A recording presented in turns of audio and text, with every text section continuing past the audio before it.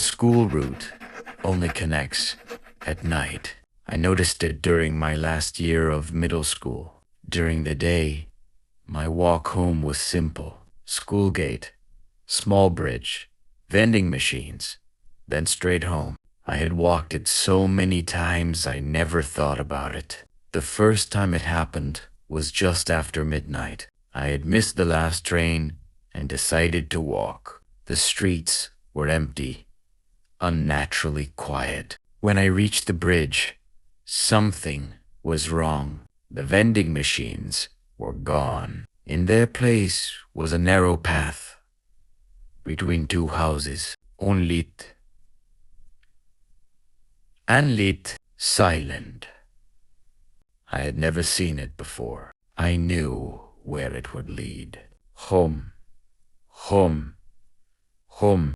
I walked down the path. The houses had no windows facing the road, no lights, no sounds, only footsteps behind me, perfectly matching mine. At the end of the path, I was standing in front of my house. Everything inside was normal. My parents were asleep.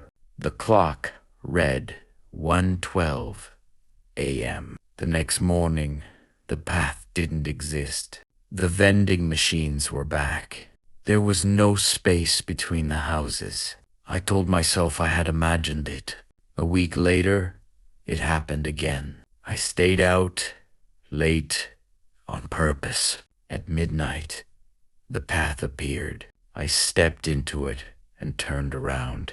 The street behind me was gone. In its place stood the school gate, closet, locked.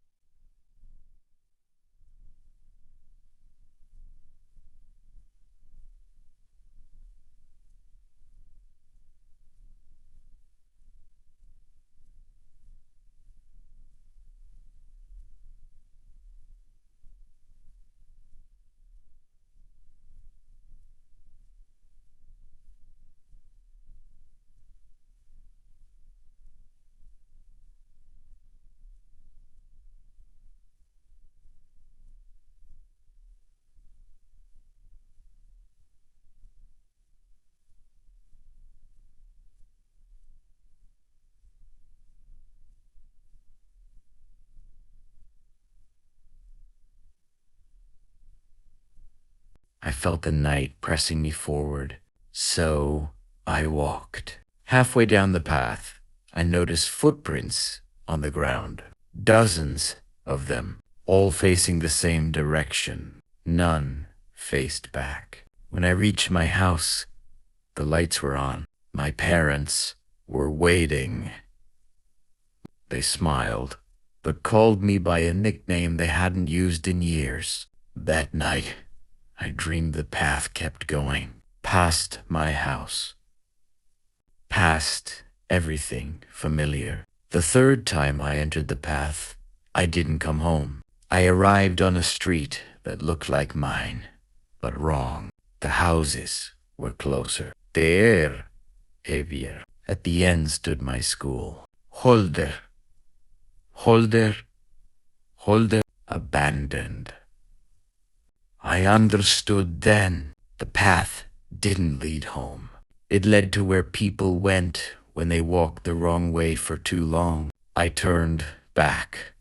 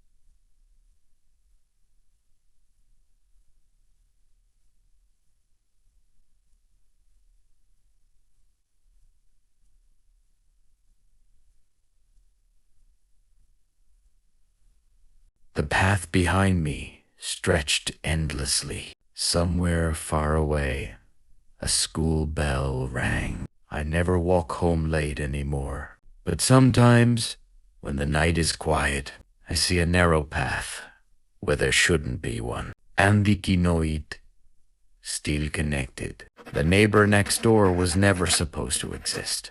I moved into the apartment at the beginning of spring. It was old but cheap, and the real estate agent told me the same thing twice. The room next to yours is empty. She said it casually, like it was important to remember. The first few nights were quiet.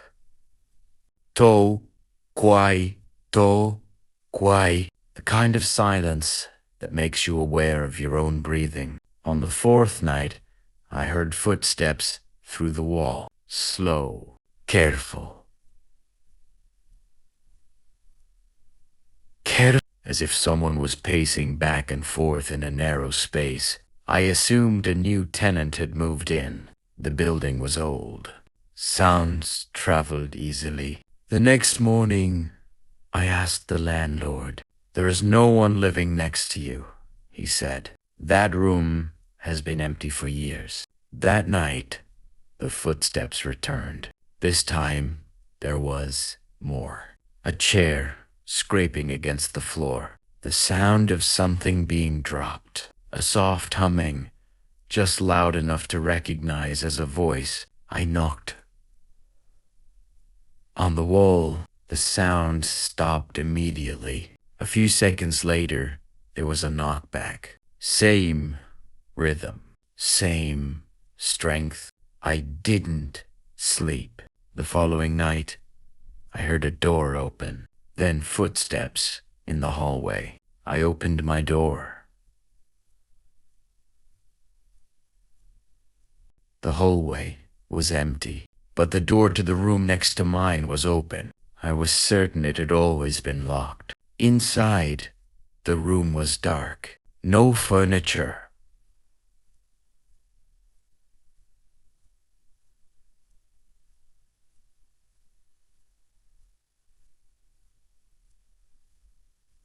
No lights.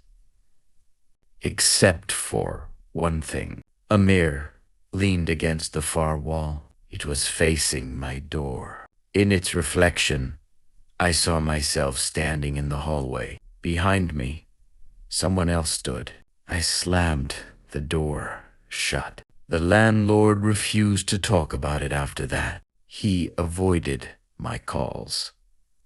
When I confronted him in person, he looked exhausted. "That room should not be used," he said quietly. "It's better if it stays empty."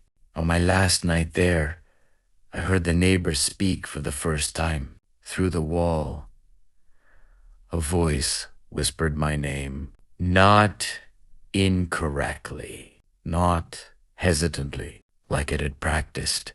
I moved out the next morning. Weeks later, a letter arrived at my new address. No sender, just my name.